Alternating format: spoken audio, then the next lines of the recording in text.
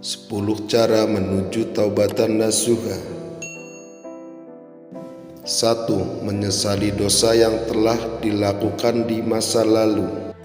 Rasulullah SAW bersabda, penyesalan adalah taubat. Hadis riwayat Ahmad, Ibnu Majah.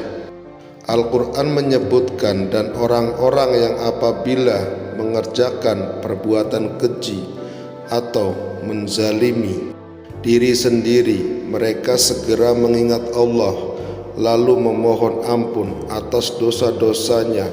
Quran Surat Al-Imran ayat 135.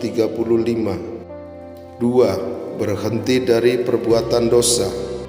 Sesungguhnya Allah menerima taubat seorang hamba selama nyawanya belum sampai di tenggorokan. Hadis riwayat Tirmizi. Al-Quran menyebutkan, hai orang-orang yang beriman, bertobatlah kepada Allah dengan taubat yang semurni-murninya. Quran Surat At-Tahrim ayat 8. 3. Berjanji tidak mengulangi dosa dan bertaubat. Barang siapa yang bertaubat sebelum matahari terbit dari barat, maka Allah akan menerima taubatnya. Hadis riwayat Muslim. Al-Quran menyebutkan, dan orang-orang yang tidak meneruskan perbuatan dosa itu sedang mereka mengetahui. Quran Surat Al-Imran ayat 135. 4. Mengembalikan hak orang lain yang pernah diambil.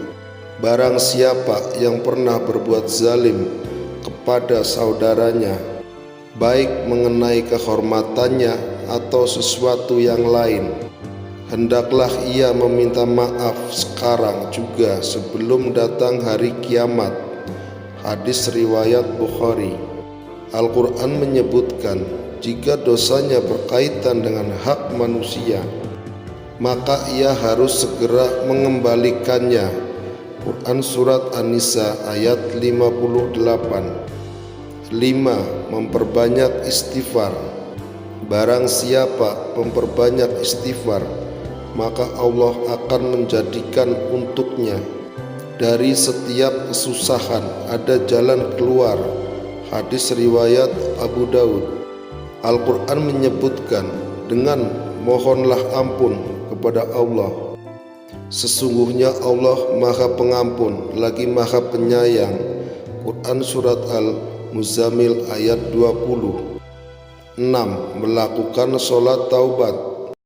Tidaklah seorang hamba melakukan dosa, kemudian ia bersuci dengan baik, lalu berdiri untuk sholat 2 rakaat, kemudian memohon ampun kepada Allah, melainkan Allah akan mengampuninya. Hadis riwayat Abu Daud. Al-Quran menyebutkan, dan dirikanlah sholat untuk mengingatku. Quran Surat At-Taha ayat 14. Meningkatkan amal saleh. Ikutilah keburukan dengan kebaikan, niscaya kebaikan itu akan menghapusnya. Hadis riwayat Tirmizi. Al-Quran menyebutkan, sesungguhnya perbuatan-perbuatan yang baik itu menghapuskan dosa perbuatan-perbuatan yang buruk. Quran Surat Hud ayat 114. 8. Bersungguh-sungguh dalam bertaubat.